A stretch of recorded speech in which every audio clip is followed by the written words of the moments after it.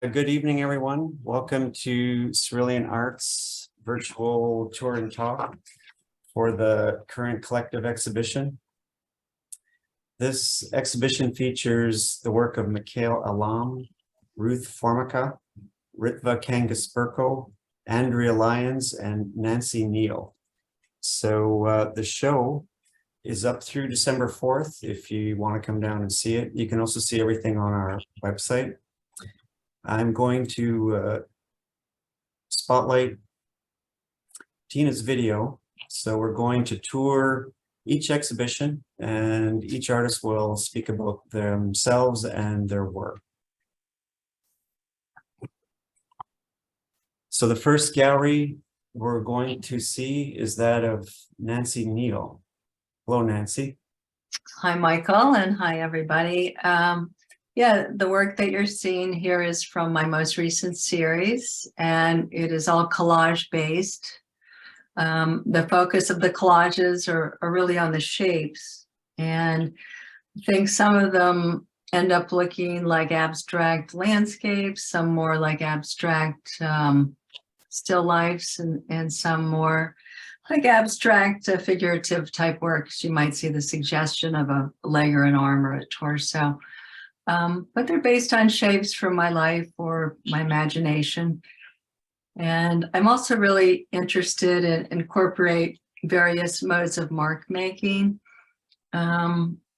They're sort of like graffiti to me, things that you might see on a old sidewalk or building that, over time, some of the marks fade out, new ones are replaced. And I think, well, the marks, I try and make each one very individual and unique. And I think the marks have a bit of a conversation and really provide a lot of movement and rhythm around the piece. I also keep the palette very neutral. It's blacks and whites and grays and beiges mainly.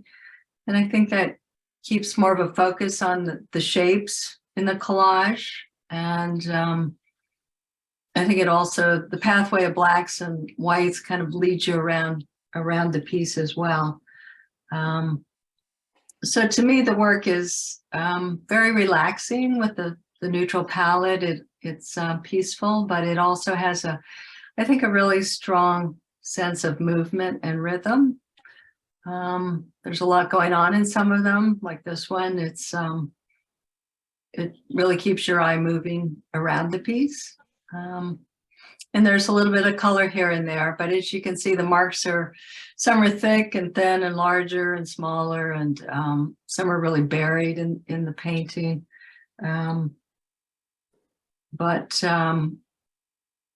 To me, process, I wanted to speak about that for a minute. Process is really important to me. I want to do work that's kind of unique. So the collages all incorporate mylar. All of the pieces are made out of mylar. And mylar is it's a polyester film. It's archival, totally acid-free, extremely durable and heat resistant, etc. So it's a good choice for a collage. You don't see people use mylar that much, and I have to say I've never seen anybody use mylar in a collage. So I think it's somewhat unique in that regard.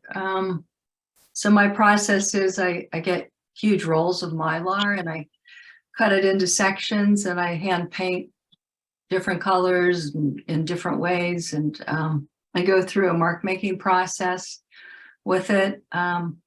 That takes time since I want there to be various layers, and I seal all the layers with a isolation medium, so they're totally protected. And then I'll cut various shapes. Some of the shapes are really large, some are small, and then I go through a process of trying to come up with a composition that works, at least to my eye, and that can take quite a while because of the strong contrast, the fact some of the shapes are very large and some are small. So sometimes it takes months to come up with a composition that at least I like. This one you're looking at looks somewhat figurative to me and has a little bit of red done in there, which I really like. So, and then once I have it sealed with the isolation coats, I mount it on a wood panel.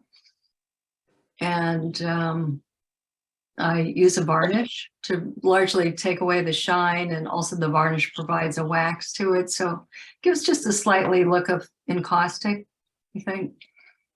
And that's pretty much the process. So I guess the only other thing I would maybe mention is I was really fortunate earlier this year that,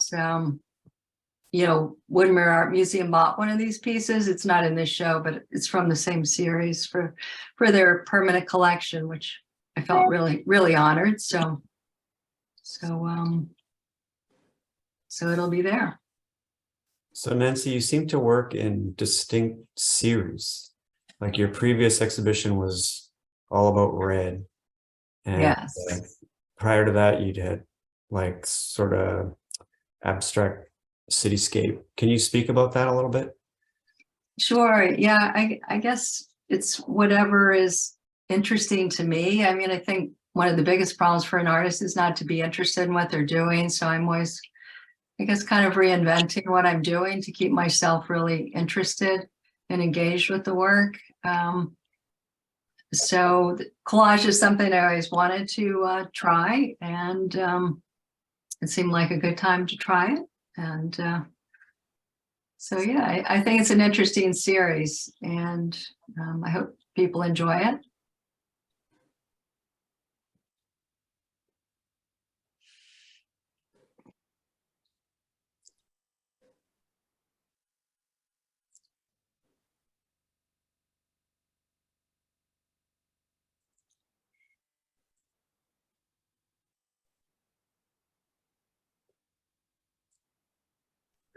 Well, they look great. Thanks so much, Nancy. Sure, my pleasure. And if people have questions about for the artists, you can put them in the chat and we'll field them.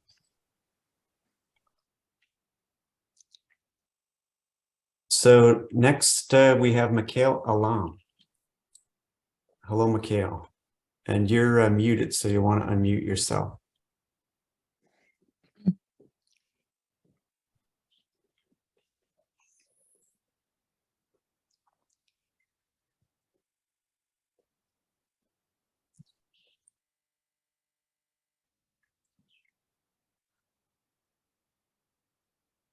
Oh, Yes. can you hear me now? Yes. Okay. Success. So, how's everybody? Thanks for having me. This body of work, I'm going to start off by saying it's a little bit about memory and remembrance. I think so. I have this daily meditative practice that I've been doing for quite a long time now, and out of it comes all of these different thoughts. And also, as I'm getting older, I'm starting to have these memories of things that have passed, different periods in my life, different period in my different points of my ancestors' lives, my direct family and beyond that. So mostly I've been working from photographs that are really worn and torn.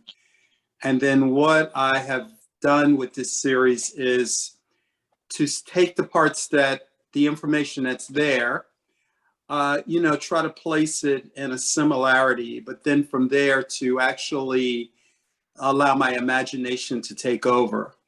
Sometimes the photographs are just in black and white, but they'll become color paintings. I work in a lot of layers. A lot of the layers that I'm using are actually sometimes recycled other old paintings that I didn't like. And it's also found objects that happen, paper, all sorts of things come into it. It doesn't all come together at one time. It starts with the drawing, and then the drawing, turns into more because a drawing is different than using paint. The other thing is that I intermix. Some are acrylic, some are a mixture of acrylic and oil. And I think there's one in this show that actually is all oil. I used to use oil, and then I started to become really concerned with solvents. So I started to work out this sort of new process of like, making work. And that's how I ended up with the layers. And back to, I'm basically honoring some of my ancestors in a way. A piece like this is kind of based on the earlier, slavery and what happens beyond that. Others are just about like within the last, 60 years of my life, basically. And some of the photographs, some of the images are even before my time. Like, I don't actually know everyone in these photographs. Many of them I do, but there are a few there that I actually don't know what the complete origin are. My mother passed away a few years ago, and she left me with this sort of like incredible library of photographs that she collected. Some I have memory of growing up and kind of looking through the book, but some of the people in the images I actually don't know. These particular ones, the drawings there, are actually from a life drawing class. There actually is another one on the other side. But so they're people that I just officially drew from life. I used to do a lot of life drawing. I no longer have access to it, although I have joined a life drawing class again. So out of that may come some new works that, possibly I would like to paint from life as opposed to drawing. This image here, I spent time, and I've traveled a little bit. I've lived in a few different places. And this was an image I caught of people in a nightclub. And I found it so amusing. I guess I was being a bit of a voyeur. And I took the photo, had been locked away in an album for many years, and then I discovered it, and I thought, I really want to make a painting of that time period.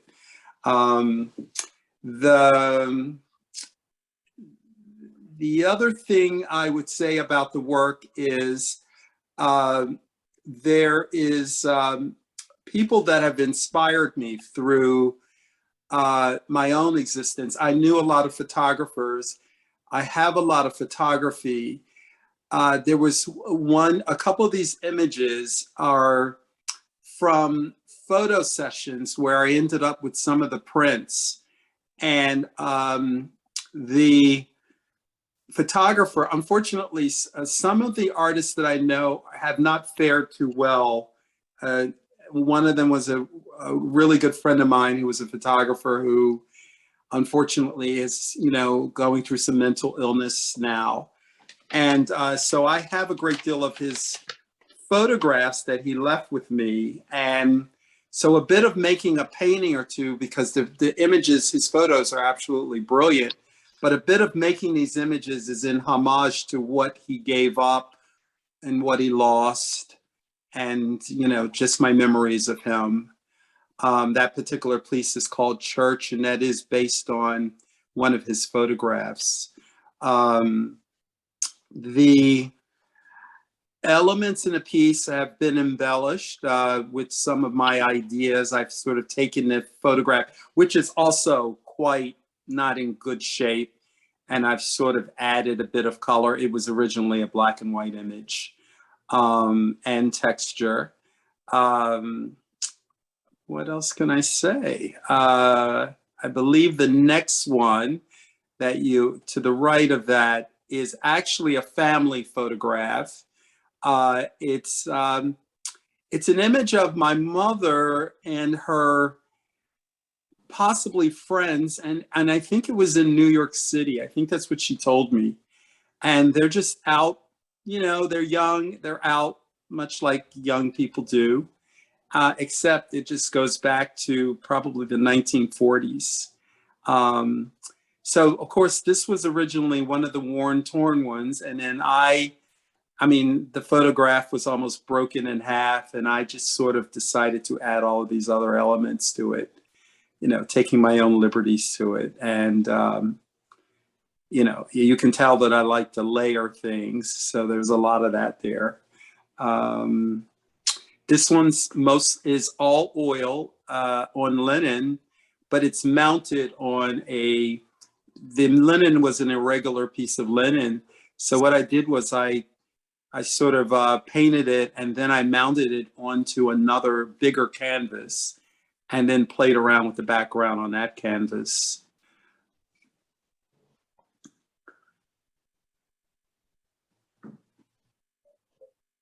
So Mikel, you work full time, right? I do. So can you speak a little bit about like how you make, like when you work, because you said a little bit of that to me before. It's very interesting, like when you get up. I get up at 4 a.m. and it's been a habit for like, I don't know, a couple decades. And I go to my studio. I work until about 8:30, and then I head to work. I also have small works that I keep at my house that when I return home, I might not go back to the studio that day, but I would say when it's daylight savings time, I'll go back to the studio and work in the evening because I'm a little bit more wide awake. But this time of the year, I'm generally going to have a painting or two at home, and I'll just work on, smaller works there because I can't really work on really big ones at my house. So yeah, that's pretty much been my practice. Sometimes it's like I only get an hour or two in, but I actually feel much better doing the one, if I have 1 hour, because some days, the days that I spend in the studio full time are on my days off. And I might take an hour or two before I actually do anything. I'm more, there's this period of time where you're just thinking about what you're going to do. And so, yeah, that's pretty much my practice. Thank you.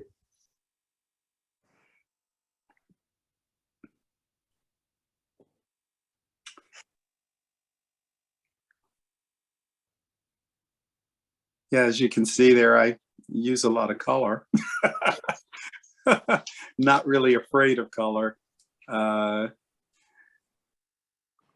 where does your style come from? Like, how did you get to this? Oh gosh. That's a good question, and I don't know if I can answer completely. I think my style is a mixture of about I'm going to say many painters that I've admired, but that I only like. We're all individuals. We all gravitate towards like certain things. So I can look at a painting and there's just this one area of the painting that I love, and it will stick in my mind, and I will try to incorporate that one little area in my work or so this has been going on for years. So I've looked at, it runs the range. I can go from, like looking at Soutine, and then, jumping to like Kerry James Marshall, or, it's so many people that are inspiring to me for different reasons. So I would say that's how the style came together. I used to call it a hybrid style. In my head, that's what it was.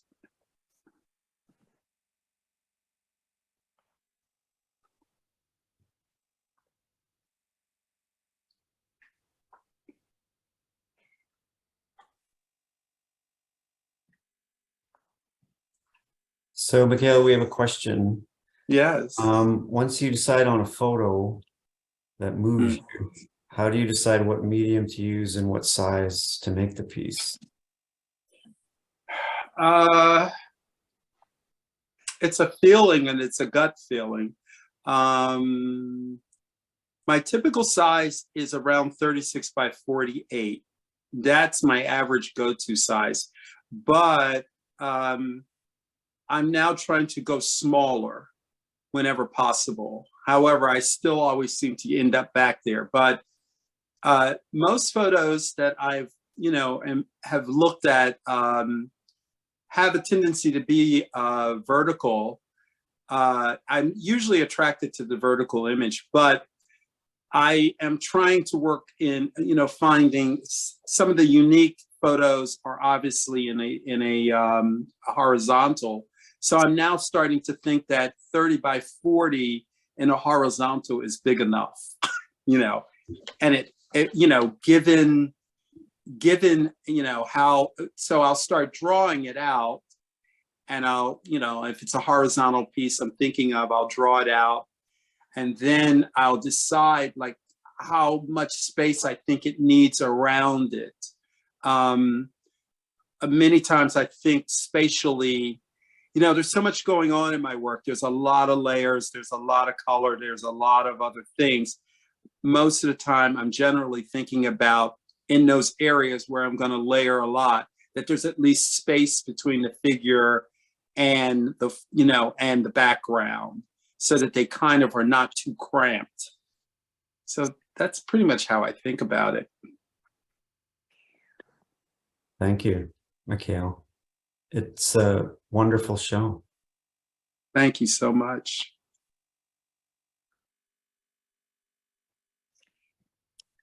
And next we have Andrea Lyons. Hello, Andrea. Hi. Doing. So this is a self-portrait, yes? Yes, it was done when I was much younger. And this is a retrospective, so that's why everything is changed so much. This was a watercolor gouache painting that I did at Tyler of myself. And I think my teacher at the time was Richard Kramer. And he was a wonderful teacher. And I had a lot of wonderful teachers there. So welcome to my retrospective.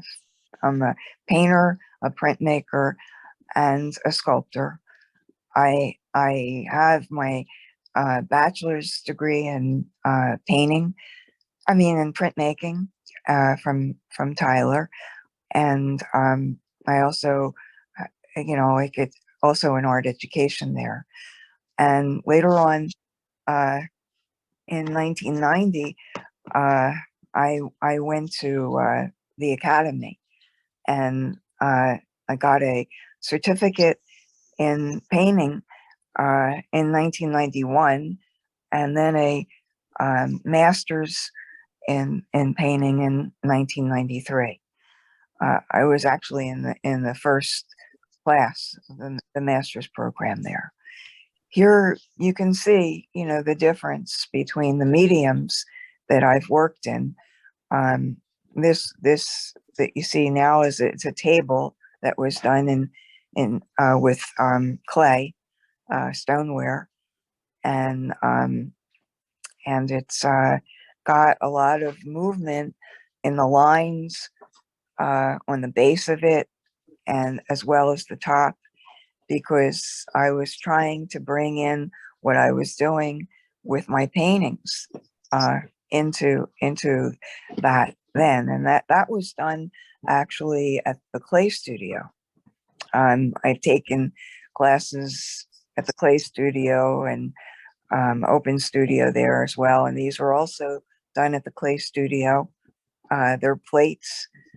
This one has like a face in wood, that but it's the wood is just like a stamp that was put in there to make it look like wood. This is a drawing that I did. I incised the clay with lines and with the drawing, and then later painted it with glazes. And these are like the last and 10 years, this painting here I have shown before. It's inspired by I called it homage to where did I put Arthur Dove, I believe. the Arthur Dove, yeah, Arthur Dove, yeah. And I have been inspired by many artists in many mediums, throughout my life. I've been doing art since I was very, very young.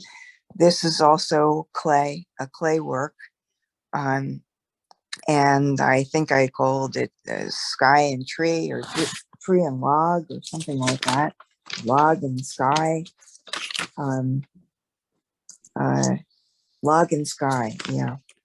And some of the work that shows the wood grains in the clay, I actually created them by incising linoleum, just the way I used to do printmaking. And like I cut out the linoleum, and I had the wood grain going in that, and then put it through a press where I the press down onto the with the linoleum onto the clay, and then I later built it up into those relief pieces that you see. This here is an encaustic painting, and it was done around 2000, and it's has to do with this kind of philosophy that I had. At the time, I was inspired a lot by number one, what I've always been inspired by, and that is the family, the home. Family and home are very important to me, and also like as a woman, my own experiences with that. And I I lived through the women's movement and participated in it. And I also, I was inspired by it. And it went into my work. I was, a lot of, what's that noise? Well, anyway. Not sure. Could be. These are etchings. They're intaglio prints that are made, with zinc plates that were etched, and that was done while I was in the certificate program at the Pennsylvania Academy of Fine Arts, and that was before, like I went into got my MFA in painting. I always loved, well, everything. I just love doing art, all kinds of different mediums.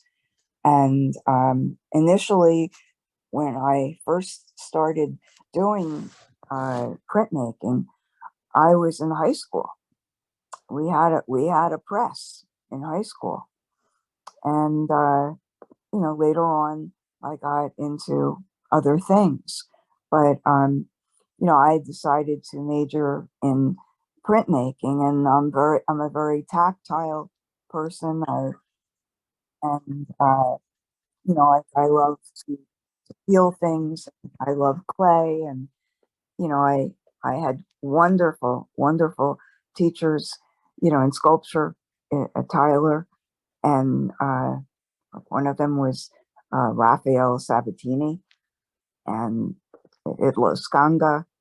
I had fantastic teachers that I learned from there. And then when I got to the academy, there was Steve Nocella and Robert Resch. And I just, I loved it all. So I kind of incorporated my love of, the different mediums with paint.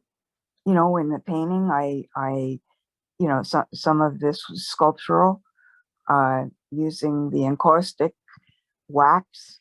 I would build up areas and incise areas, and which reminded me of printmaking a lot. The carving into a plate, or carving into the clay, or carving into the wax.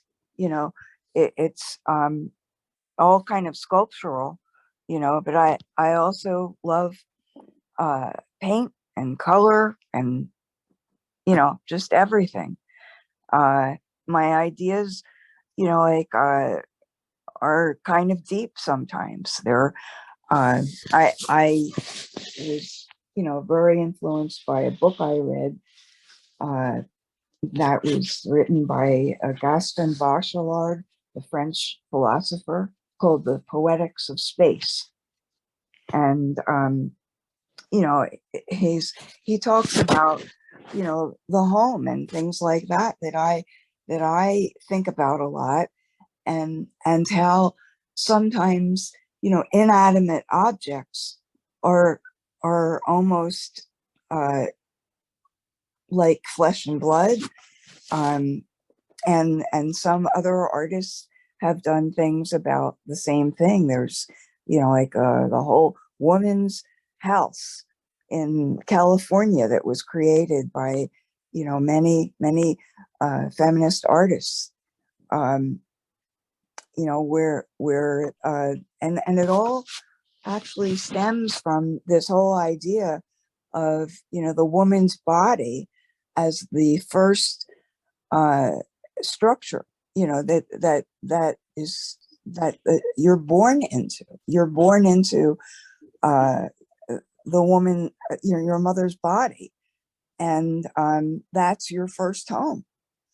And so I'm not the only one who thought of this, believe me, but I was influenced by Gaston Bachelard and Louise Bourgeois. One of my sculpture critics at PAFA, Barbara Goodstein, talked to me about Louise Bourgeois, and I researched her and learned a lot. These works that you see here are the most recent things that I've done, the most recent paintings. And some people ask me, why are there 4 panels that make up the one? And honestly, I don't really know the answer to that. The only thing I can say is that I always seem to like working in series, and a lot of my works. I mean, if you go back to one of the prints I did called Exposure to Night, is a series of 4 intaglio etchings that were done, about the fall of the convention center, that was right across the street from the printmaking studio at PAFA. And I, would sketch, look out the window and sketch what I was seeing. And, I was trying to make it seem like it was disintegrating. The whole idea was that it was discriminating. These are 3 encaustic paintings over here that were done I think in the 90s. And, they used to be, it used to be 4 paintings. It used to be 4 encaustic paintings that went together. But one of them I decided I didn't like. And I painted over it and made it into this other painting that I did like much better, which was the one that you see. It's called Flower in Hand. We So, saw it there. Andrea, we have a question for you. Oh, sure. Yeah. So how has what you want to communicate through your art has changed over the years? Okay. Well, I think what happened was the whole idea of like these different things that were part of my development with the house and everything, with the whole idea with the feminist thing changed, so that I got more into like how what I feel about family and what mothers and people, like it's connected to things that are happening in the world today. And so the situation with Ukraine and affected me greatly, as did the situation with the years ago when the children were captured and put in cages, and the parents were taken away from them, and many of them did not get to be with their family again. That had a really strong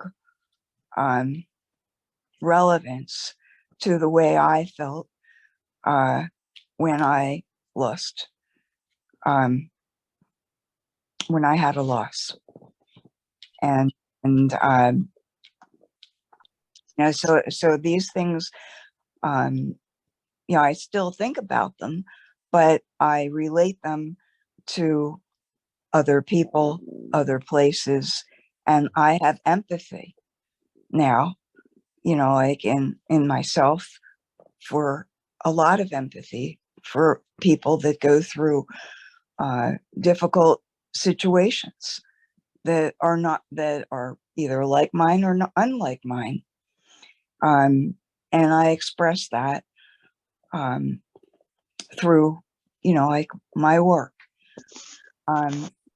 I still feel very strongly about children and family, and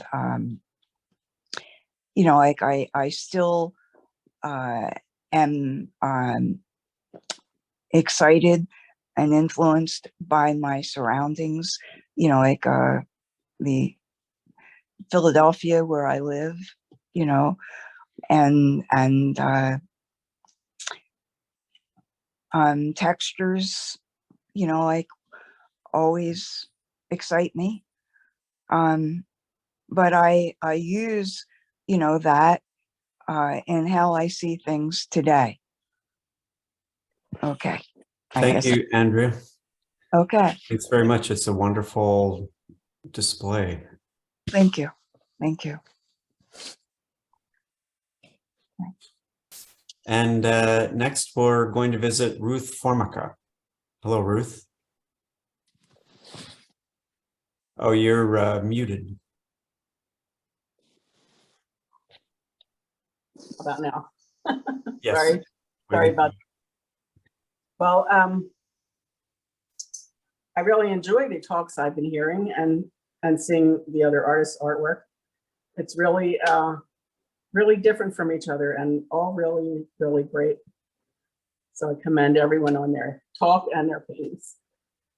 My paintings are, speaking of 4:30 in the mornings and series, this is my 4:30 in the morning wash series, in which I try to do a painting every day, starting last January, and that went on through about maybe the beginning of June. And I had a lot of questions at the opening about the process. You know, how do I get the freedom? You know, how do I start? And I have to say that I just start with shapes. I get out of bed, I make an espresso. I just pick some color that I really like that morning. And I put shapes of color around the page. I'm not looking at anything. I don't have any idea of what the painting is going to become. And then I just put one color and shapes next to another until almost by itself, it turns into something that I can see and that I can work with. Now, this one is one of my favorites because I love the black vase against the white cloth, and I love the black vase against that pink. And I really like all of the little flowers that didn't start out to be flowers, but wound up to be flowers, and the little green bowl. The next one, the striped fabric is big in my world.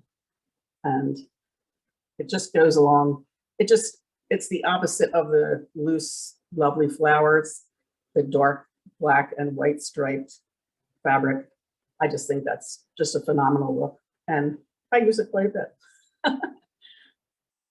I also like to use a little black line, black wash paint on a Chinese brush to make shapes around the painting.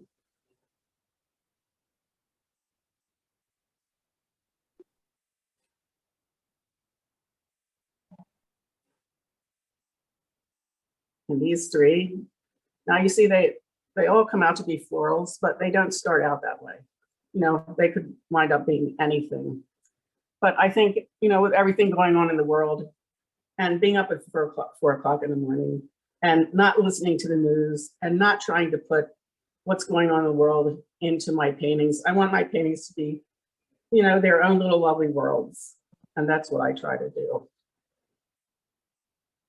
Here I really, I use some red, which I don't use a lot of red, but I use some red and I really like the way it is against the blues. I was really happy with that little painting. And again, some stripes. This one is a little more somber tone painting, has a little gray in the white cloth, and you know, the background color is a little more muted on the one side.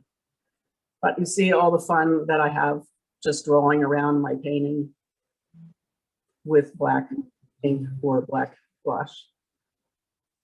Sometimes just splattering it. Quite often, I'll finish one of these in one day. Other days, I have to go back because I lose the value change that I like so much because the white or anything you add white to sort of soaks into the paper and disappears a little bit. And so you have to go back in. And here's another painting with red. This one was really fun. The red and the orange and the yellow, different colors for me. I usually use cooler colors. I liked using all these warm colors against the grayish background. So Ruth, these are larger scale for gouache. So how do you, what kind of setup do you have to like keep your paint from drying out? Oh, well, I got a big piece of plexiglass made to fit my dining room table. So I might start out sometimes wet into wet and other times not, but it will become wet into wet as I'm working on it. Because the gouache sets up very quickly, like both on the palette and the paint. Yeah, it really does. And it helps keep the freshness of it. Like you put it there and it's going to be dry by the time you get a couple other things done.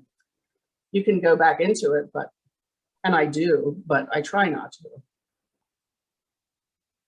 This is a lovely little painting. I just love the little pinks and purples and the purple vase. Yeah, that one was a lot of fun. Really? Yeah. sometimes they're just so simple. It's just like the painting is painting itself. I just start it and then it paints itself. I can't describe that or explain it, but you know, I have no ideas in my head when I start these. They just become something on their own.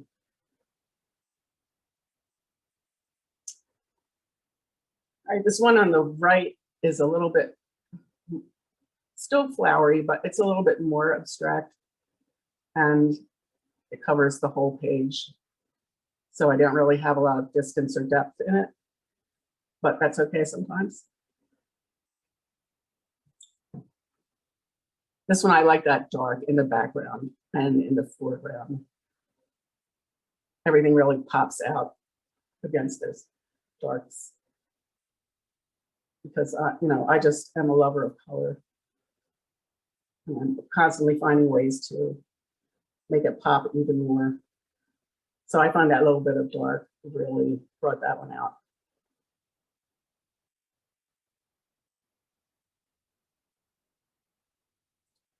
All right, this is a landscape. Since I've been spending a year living in South Carolina, there are mountains in the distance, and you know, they vary from looking blue to looking purplish to looking almost green in the summer. And I like to show a lot of depth from the area where these flowers are all the way across to where those mountains are. And they seem like they're not that far.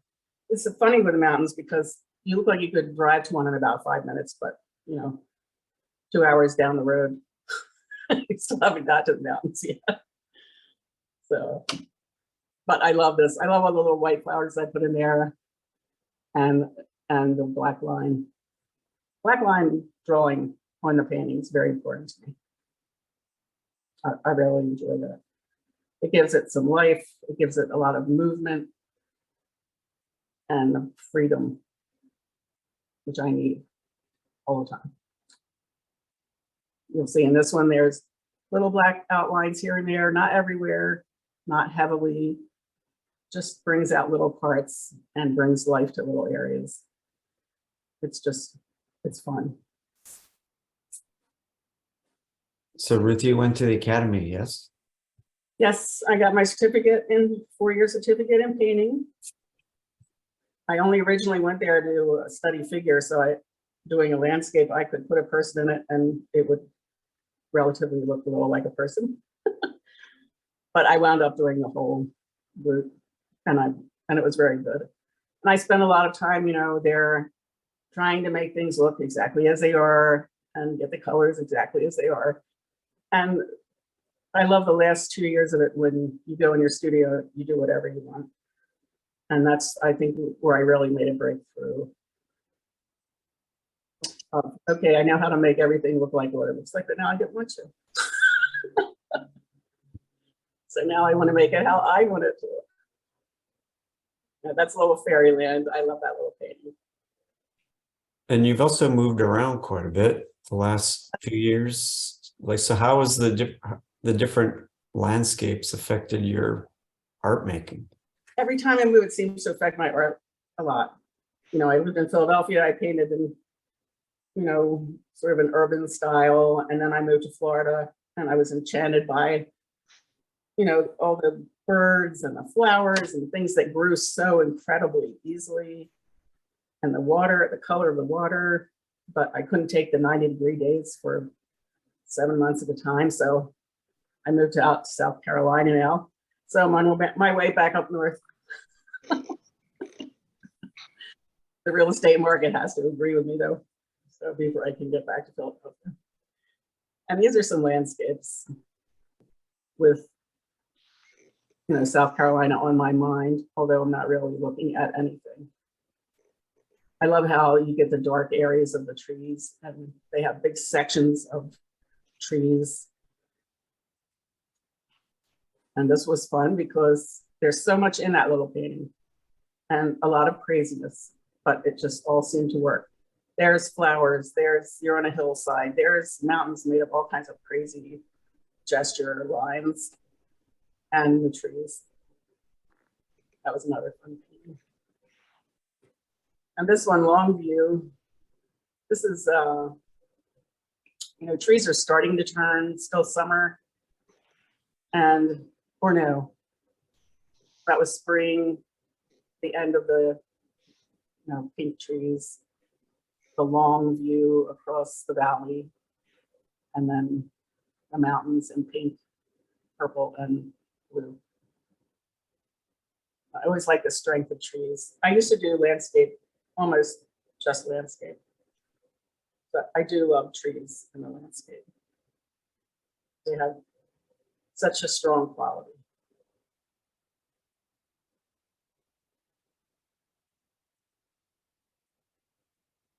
It's a beautiful show, Ruth. Thank you very much. Thank you.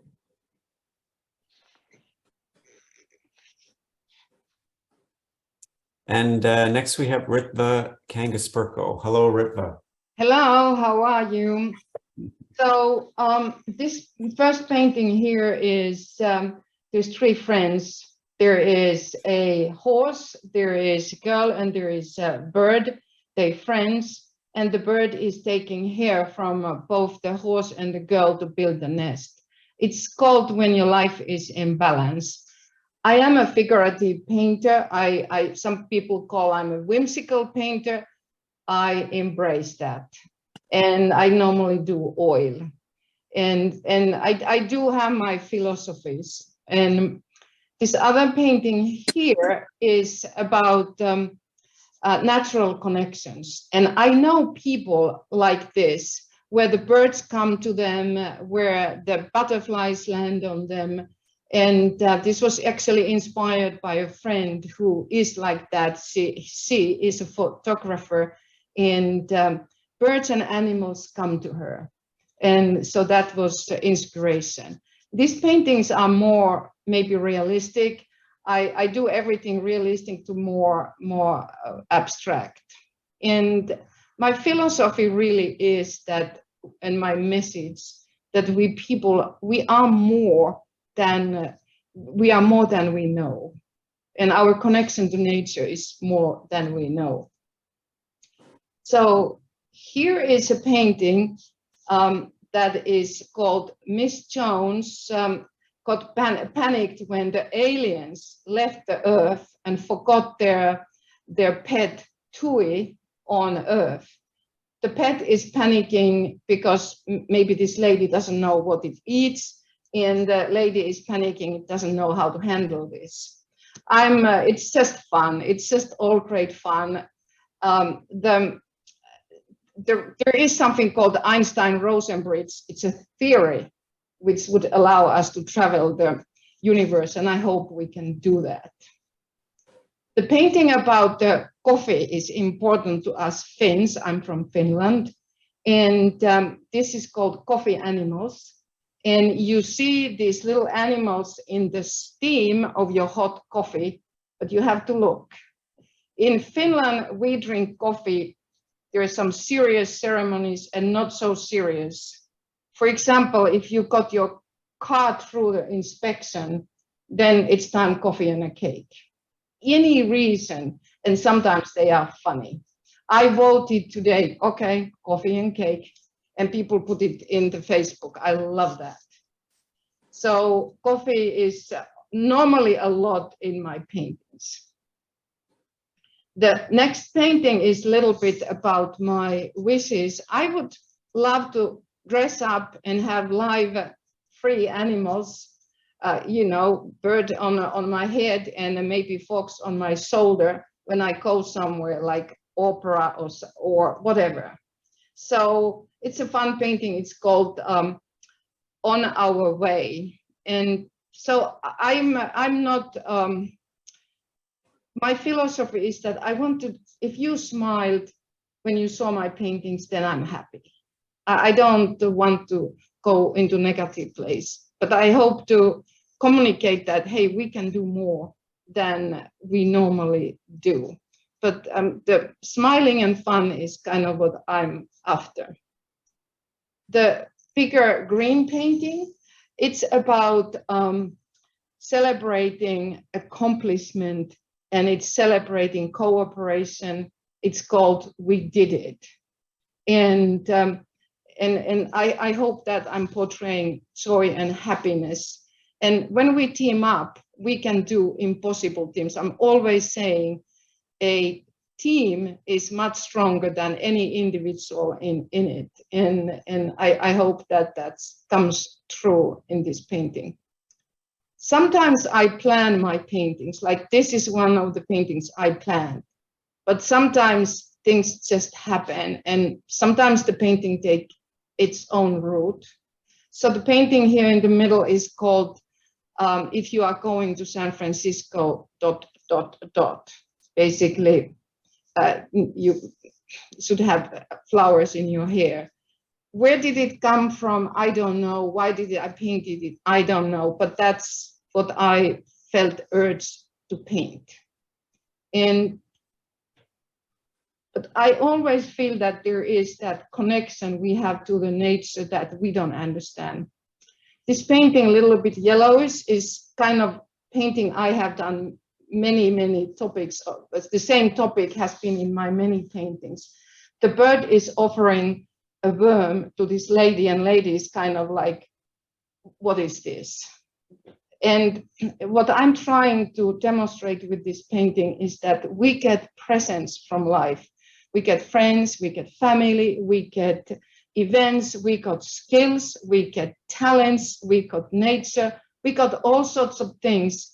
They are presents from life, and we often do not understand that, hey, this is a big present.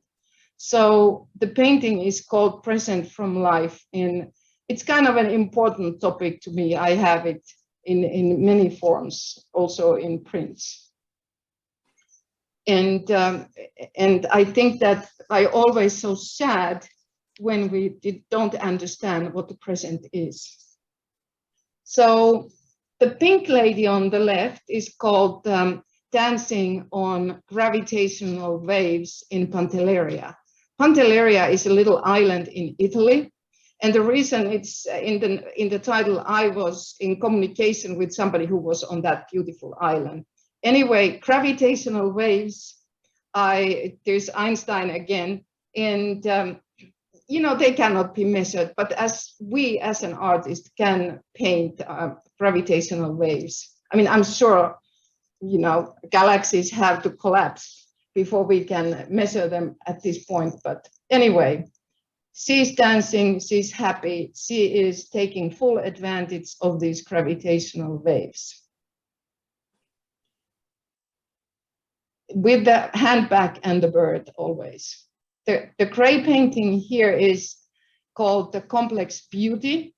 And I'm trying to say that we are all very complex, but we are also very beautiful. And in this painting, like I quite often have, she has 3 arms, and it can happen. And sometimes it's that artistic freedom maybe, but it is also things. What I'm trying to say always is that there is so much more to us than we understand, individually and as a group. This blue lady here, the painting is called She Came from the Constellation Orion. Apparently they are blue, I didn't know that. And she's very fascinated by our birds. Apparently there are no birds in Orion. Orion is, by the way, very much a constellation that we can see on the southern sky here in Philadelphia area. And wait, this is again, I don't know where this came from. I just felt like painting it, so I did. So Ritva, how do you start these? Sometimes I have a plan, and sometimes I don't have a plan at all. So sometimes it's from the sketch. This painting here is called Hair, and it's about, hey, letting your hair down, having fun, relaxing, having a party. The fox is looking, wow, that's too much fun.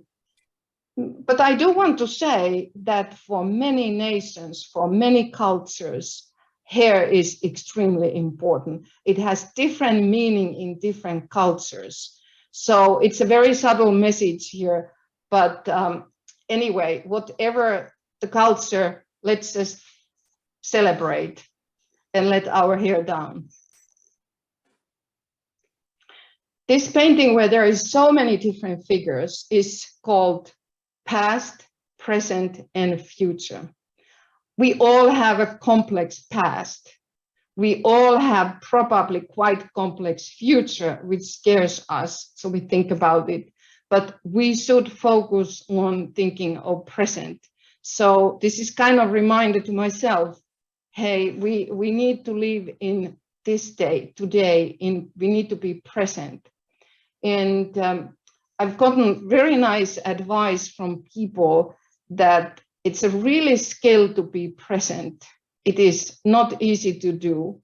And a friend of mine who has horses said, if she's not present, the horse doesn't want to have anything to do, just goes away. And I think it is all about that, understanding the present, being present, focusing on it. And you know, the mistake, we've made all sorts of mistakes in past, probably do them in the future, no point of thinking of them right now. And so why is it looking like this, and why there are this many people? I don't know. It's sometimes this is one of those paintings that just came like this.